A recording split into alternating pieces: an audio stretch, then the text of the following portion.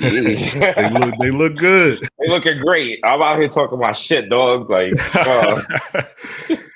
All right, so I guess just to get started, I know you're working with Tums and DraftKings. Can you tell me a little bit about what that yeah. is? Yo, first of all, shout out to Tums. Like, doing a commercial, it's big. Like, it's not like it's not like some hood commercial, for like the jewelry shop on White Plains Road in the Bronx. This is like a national brand. This is Tums. We all grew up with Tums, like literally you go in the store, if you think you got to upset somebody, that's what you're buying.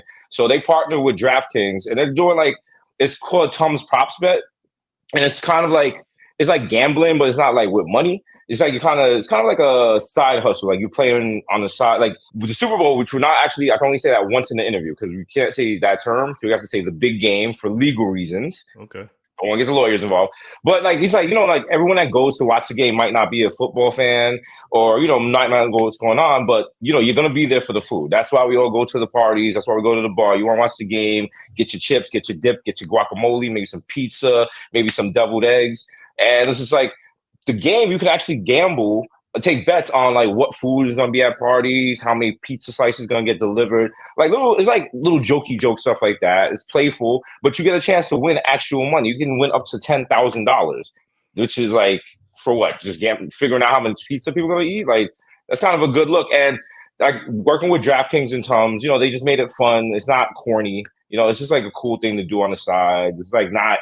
You're not gonna go broke. You're not gonna lose your house doing it. You can win some money. And then there's also they're having if you go to Tums Props Bet TumsPropsBites.com, excuse me, that's the title for it. And you go on January 16th and you get your picks in time for the big game on Sunday, get a chance to win. You can win all types of prizes. You get free Tums. It's a good look. So, I mean, that's a pretty cool prop. What's the leader in the clubhouse right now? You got a food that you think is probably leading the way? You know what? I've been advocating for more devil's eggs. I feel like they don't get the respect they need. Every time you go to a party, it's like maybe six. Not like I need like give me like 12. Yeah. I'll deal with the repercussions later. But I think I'm trying to figure out what the go-to food is at like big game parties. I think it's wings. You gotta have wings there all the time. Sometimes I've seen pizza, but pizza's kind of iffy. And then also I'm so dumb. I used to always eat pizza at Super Bowl parties, and the next day be like, "Yo, my stomach is killing me." And like, yes, Jesus, you're lactose intolerant. You really need to stop fighting it. Like, just stop eating the cheese. Like, I'm still eating it. I'm not. Listen, if there's mozzarella sticks, I'm eating them. I'll deal with the precautions tomorrow. I got love for the deviled eggs. That's like the one thing I can actually make, so I'm not mad at you there. Right? It's right there. It's right there. Simple. So, I mean, while we're on the topic of the big game, do you have a pick? Do you have a couple teams that you think are going to make it? You know what? I sadly grew up a Giants fan, so we're not even in it. But in honor and respect for my amazing assistant Angelica, I'm going for the Ravens. I'm going for the Ravens. Shout out to Be More. I feel like this is going to be their year. Like let's make it happen. So we're right here. I live in Maryland, not far from. I'm not a Ravens fan though. I'm actually a Giants fan too. So I know where you're coming from. Yeah. I mean, speaking of the Giants, their defensive coordinator just kind of went off on the coach. It sounds like yesterday. It sounds like Wink cursed out Brian Daboll and walked out. Have you ever walked out on a job like that before? Bro, I've had every job in the world. Of course, I've walked out. I've walked out. I've walked out. It's one of those feelings where it feels like you're bugging until you do it, and then once you do it, you're like, you're like, yo, I was wilding, but then in your head, you're like, nah, I stood up for myself. And that's the thing. Every job I walked out of, I got a better job later. So I'm not telling everyone to quit their job right now, but you should walk out of a job at least once in your life to say you've done it. All right. So we talked about betting a lot. Are you into sports betting at all? You know what? I am not, because I have an addictive personality and I will go broke in 2 days. So, but no, I'm actually interested in it. I'm starting to like learn it and try to get into it now because you see, it's easier to get into now than it used to be. Like you see all the ads on TV, the apps, and like it's more. I think it's become more mainstream now. Like you'll see people on the timeline that you would never in a million years think gamble, and they're like, "Oh, like let me get my parlays in." So it's an interesting time to like work with it. Yeah, it's everywhere now. So I guess since you haven't gotten quite into it yet, let me ask you this. What's the worst bet you've made? And it doesn't have to be sports betting. Just can you think of anything that really stuck with you? Just a bet you made with a friend or a family member or something? Ooh, A bet I made with a friend, and that was the worst bet ever. What was it? It's probably, let me see. I'm trying to think. Because I made some bad bets. I have definitely made some bad bets. I think it's probably some hip hop bet, something like who's gonna win a versus or something. Probably some old wash thing, like, oh, I know what it is. Let's go. Remember the Locks versus Dipset versus? Yep, I already know where you're going with this too. Yep. Oh, bro, I was in Harlem. I was like, come on, man. Come on. Like, Locks don't got nothing for Dipset. Locks don't. I was like, come on, Dipset. They run the city. And then Jada. Woo! Oh, I remember I was in Harlem the next day. Everyone was really quiet. Nobody was saying nothing. Everyone was just. It was a bad day. It was a bad day. The Locks washed them. I thought Dipset had it too. So did I. Like Jada's going off the dome. Like, oh man. Do you gamble at all? Casino? Big casino? Yes. Yeah. Yes, I'm a big. I love roulette. Roulette. I love roulette. Just okay, let me get out there. I love the little, red, black, odd, even. Let's get it. So if you're at the roulette table, give me your table. Pick a few celebrities, 3-4 celebrities you're at the table with for good vibes. Who you want at the table? Oh, for good vibes. Okay. Who do I want? My guy Pete Davidson, because he's wild. Let me see who else. Eric Adams, the mayor of New York City. Okay. Keep him busy. If he's at the table, he can't ruin the city. Let me see who else. Let's see. Oprah, sure, why not? She got money. And you know what? Blue Ivy, why not? She got a fresh outlook. She got a fresh outlook on life. That's a good diversity of age and race. I don't know if legally Blue Ivy could be in the casino, but also she's Blue Ivy. Laws don't apply to her, so laws don't apply. Beyonce will get in there. Exactly. Okay, so do you have a favorite comedian or maybe like a top 3?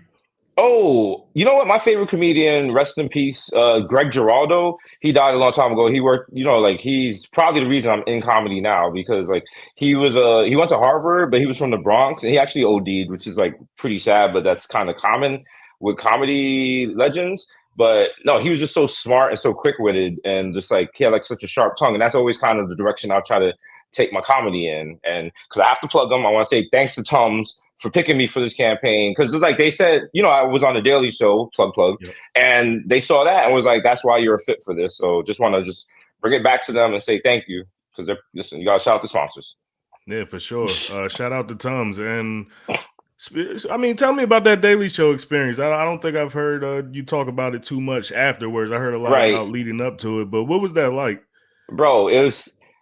it still doesn't feel real. To be on the Daily Show, every now and then I'll sit here on my couch, I'm watching Comedy Central and they'll do a promo for the Daily Show and I'm in it. And I'm like, oh, wow, I really hosted it. Shout out to the Daily Show staff. It was so much fun. It did not feel like work. Every day felt like a party. It felt like just making jokes with your family. And then I forgot how much I miss being on TV, being out there with the live audience and the cameras and the hair and makeup and all that.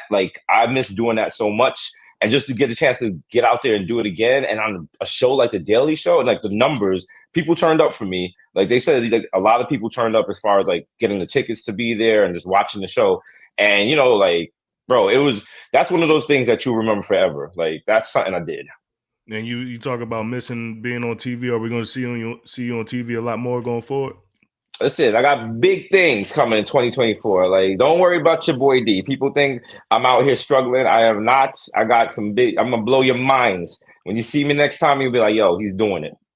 All right. Since we're talking about TV, you're obviously no stranger to being on TV. I got to ask you about this on the sports topic because we just saw, Pat McAfee show take a weird turn this week. Yeah. I'm curious if you had one of your homeboys on your show and that's your guy, but he's talking a little crazy and it's bringing bad press to the show. Are you giving him the boot? You know what? You have to. It's just you have to make that decision. You got to play it by ear because it's that's your boy, and at the same time, your boy shouldn't be putting you in a situation where you could possibly lose your employment. If that's the case, that's not your boy. So it's just that's his boy. He loves Aaron Rodgers, but it's yo, dog, relax. You can't be out here. At this point, if you're getting articles written about you and headlines and stuff, you gotta chill, man. Because now you're not making it about your boy's show anymore. You're making it about yourself, and nobody likes that. So I want to go back to the comedian question. The reason I brought that up, I had Cat Williams on the brain. That's kind of like oh yeah, shout the Cat. the big story of Cat is a legend, man. So far. But that's like we're 11 days into 2024, and it's just like wild stuff happening left and right. Coaching legends stepping down all over the place, and we're not gonna make it. We're not making it December at the rate we are going on right now. Like tomorrow, aliens could land, and we'd be like, I guess so. It's whatever. It's normal. Par for the course. Stephen A. got beef. What's been your favorite pop culture moment of 2024 so far? Stephen A. Listen, shout to Jason Whitlock, not.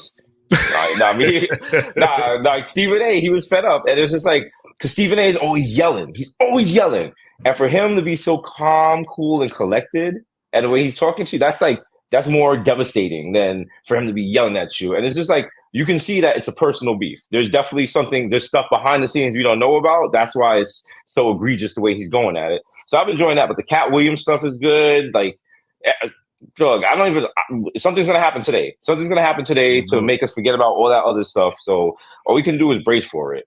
Like, I'm in California right now, dog. It's so cold out here. I had on Timberlands this morning. What the hell is going on? I don't think anybody in New York City or on the East Coast feels sorry for you right now. Nah, dog. It's one thing. That's the whole thing. California's supposed to have good weather. If you don't have good weather, what the hell are we doing here? What you doing here? That's a good point. All right, so I'll close with this. When is one time you bet on yourself? I keep coming back to this bet thing, but forget sports betting. When is one time you bet on yourself and it worked out? Perfect. I got an answer for this. I used to have an office job, shout out to a Black enterprise, and I was working there. And the thing is, like, the job wasn't really going anywhere. It was just like, it was pretty much a dead end job. It was like a publication that was kind of losing a subscription. And you knew the time was running out soon. And Complex hit me up and it was like, do you want to do a podcast? So I'm literally started the podcast, my former podcast, at the same time I was working at the office. And then one day I get a text message from my homegirls and she's like, hey, did you know that your podcast is switching to video? I didn't know that. Apparently Complex told Variety that before they told me. So now I'm looking at this and I'm like, oh shit, I was doing the podcast voice only. So no one knew that I was sneaking out the office to do it. There's no way I could do the video show and still be working at the office. So I was sitting there at my desk and I was like, you know what? I'm quitting this job. Let me see where this podcast takes me. And I wrote a letter of resignation and here I am. The rest is history. So, the rest is history. I know I said that was the last question, but I can't let you go without one Knicks question. You started off talking about the Knicks. I don't think they've lost since they've traded for OG Anunoby.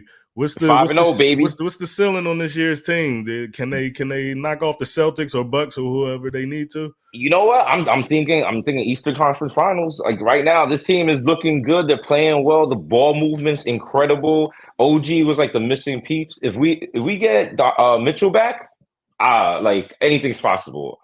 This team is playing so well right now. It's so much fun to be a Knicks fan. All right, appreciate it, Desus. Thanks for your time. My guy, appreciate it. It was fun. Have a good one. Same to you.